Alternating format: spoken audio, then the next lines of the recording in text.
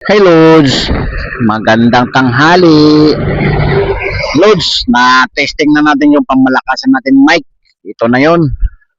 Yung sabi ko sa inyo, yung gagamitin natin sa pagbablog. Umpisaan na natin to Lods. Nandito pala tayo Lods sa Imus Cavite Lods. So, magandang tambayan. Bale, nagtatambay lang tayo rito dahil mainit. Kaya yan ang ating service. So, yan ang ating service. Mainit kasi kaya tambay-tambay mo na yan ang kalsada sa lubungan yan. Ito Lods, ang sarap sana matulog, ang lakas ng hangin. Kaya lang hindi pwede tayo matulog, kailangan kumita. Pero ang gagawin lang natin, magpapahinga-pahinga lang tayo, pahinga lang. Pero hindi pwede humiga, baka makatulog na. Ito ang ganda to tingnan mo Lods, may mga nakatambay lang din dahil tambayan talaga to siguro.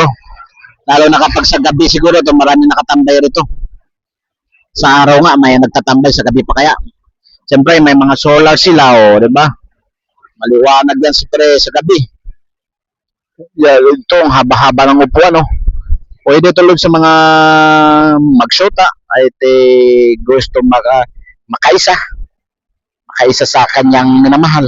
Dito kayo magtambay Lods. Matatagpuan lang sa Imus Cavite ito. Sigurado makakaisa kayo rito. Hanggang sa muli.